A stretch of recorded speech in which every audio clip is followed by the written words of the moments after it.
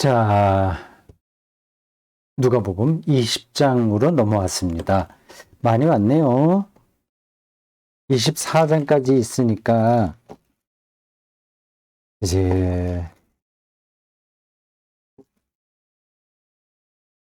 24장까지 있으니까 그러면 뭐 20장을 포함하여 4장만 하면 되겠네요.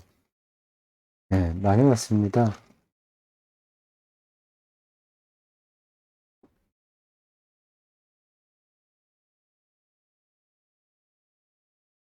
(1절부터) (8절까지) 예수님의 권위에 대한 논쟁이 나옵니다.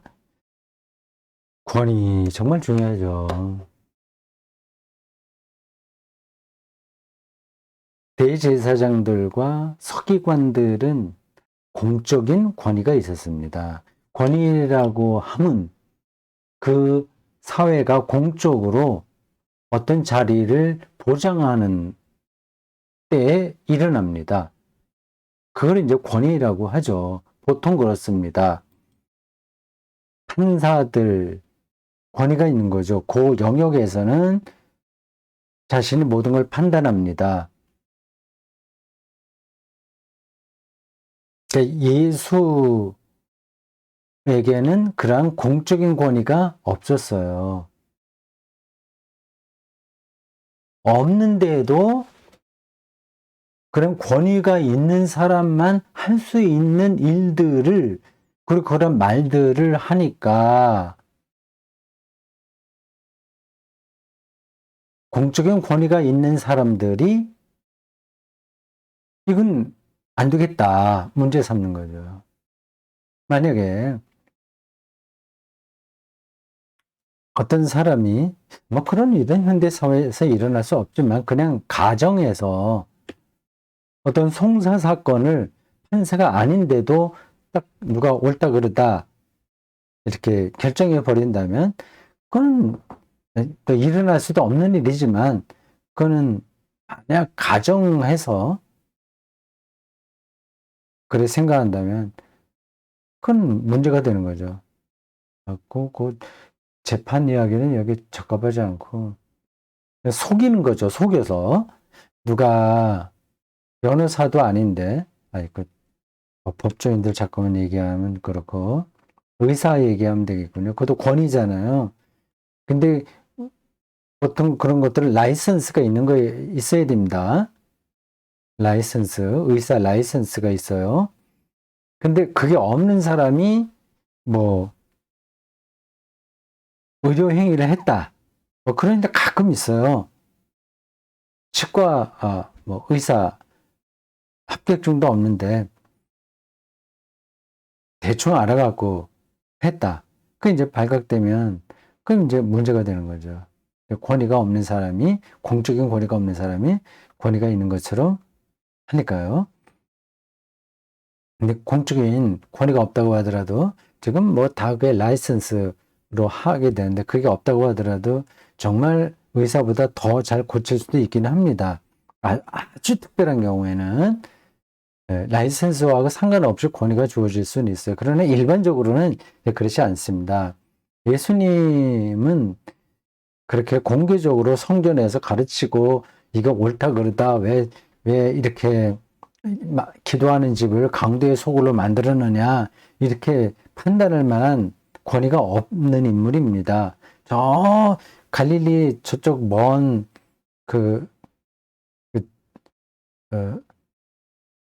변방에서 온 일개 랍비가 이 예루살렘 성전 안에서 큰 소리 치니까, 그리고 그게 또 여론을 또 이렇게 흔드니까 가만히 있을 수가 없는 거죠. 도대체 권위의 본질이 뭘까요? 생각이 됩니다.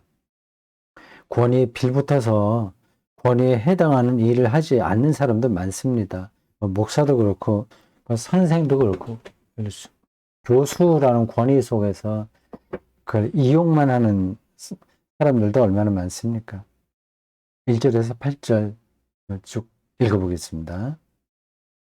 하루는 예수께서 성전에서 백성을 가르치시며 복음을 전하실 때 대제사장들과 서기관들이 장로들과 함께 가까이 와서 그들 앞에서 예수를 죽이려고 꾀했던 사람들이죠. 말하여 이르되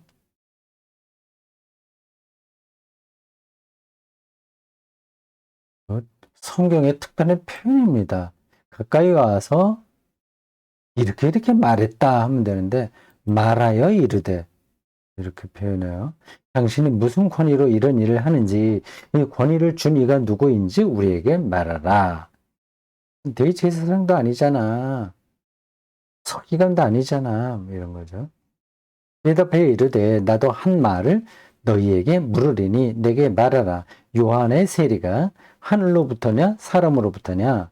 그들이 서로 의논하여 이르되 만일 하늘로부터라 하면 어찌하여 그를 믿지 아니하였느냐 할 것이요 만일 사람으로부터라 하면 백성이 요한을 선지자로 인정하니 그들이 다 우리를 돌로 칠 것이라 하고 대답하여 이르되 어디로부터인지 알지 못하노라 하니 예수께서 이르시되 나도 무슨 권위로 이런 일을 하는지 너희에게 이르지 아니하리라 하시니라. 재밌죠?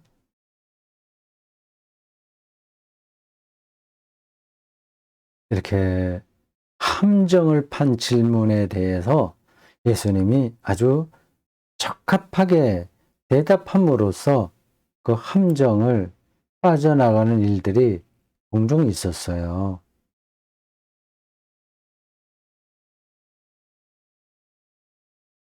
뭐 로마 그 황제에게 세금을 바쳐야 되냐 말아야 되냐 뭐 그런 일도 있고 하여튼 여러 개 있습니다. 지금 제가 음, 머리에 떠오르는 대로 다 이야기할 준비는 안 돼 있어요. 하여튼 여러 개입니다. 이 부분에도 그렇습니다. 이렇게 단도직입적으로 따져 묻네요. 당신이 무슨 권위로 이런 일을 하는지 이 권위를 준 이가 누구인지 알고 싶다.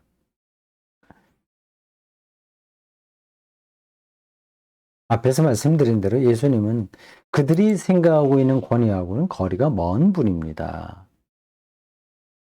일단 예루살렘 주민도 아니고 그렇다고 해서 유대 지역 출신도 아닙니다. 주류거든요, 그게. 주류. 예루살렘과 유대 지역 안에 있는 예루살렘. 최소한도 거기 출신이어야 되는데, 그게 아니에요. 물론 베들레헴이 예수님의 출생지라고 하지만, 그건 뭐, 인정되는 게 아니고요. 정말 멀어도, 정말 먼, 저 갈릴리, 저 북쪽, 저 변방에서, 요즘 말로 바꾸면, 듣보잡 랍비죠.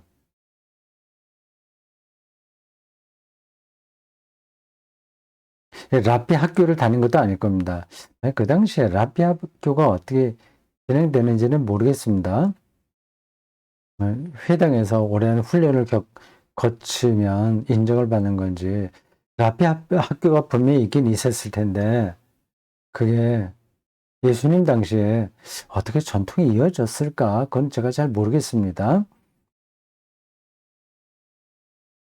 무슨 권위로 이런 일을 하는지 말하라 했습니다. 이 예수님이 이 질문에 직접적으로 답변하진 않으시지만 답이 없는 건 아닙니다. 아버지 하나님으로부터 준 권위죠. 하나님을 전적으로 신뢰한 자만이 얻을 수 있는 권위입니다. 그거는 라이선스로 되는 게 아니에요. 문서로 되는 게 아니고요. 어떤 코스웍을 밟아서 학위를 받았다고 해서 되는 게 아닙니다. 이건 그런 인간 질서를 뛰어넘는 데서 오는 권위인 거죠. 그거를 이제 저 사람들에게 어떻게 설명하겠습니까? 저들이 요구하는 거는 합격증, 라이선스니까요. 안 되잖아요. 그러니까 직접 말이 통해야지 말을 하지. 되겠습니까? 그래서 이제 예수님이 비껴서 대답하신 겁니다. 세례 요한의 세례 뭐 등등입니다. 세례 요한은 제사장의 아들이었으니까 마음만 먹으면 대제사장이 될 수 있었는데 그걸 포기한 것 같아요. 그래서 제도권 안에서 활동하지 않고 완전히 밖으로는 야인으로 사는 겁니다. 근데 많은 사람들이 그를 선지자로 인정하고 세례받으러 나오지 않았습니까? 그러니까 대제사장의 입장에서 볼 때는 세례 요한을 인정하기도 그렇고 인정하지 않을 수도 없는 난처한 입장인 거죠. 그러자 예수님, 너 그렇게 대답하십니다. 무슨 권위를? 난 대답하지 않겠다. 그렇게 그 함정이 놓인 질문을 피하셨습니다. 이게 바람직한 것 같아요. 자꾸만 따지고 해봐야 논란만 일어나고 해결되지 않잖아요. 그럴 때는 그냥 피하는 게 낫습니다. 우리 일상생활도 그렇습니다.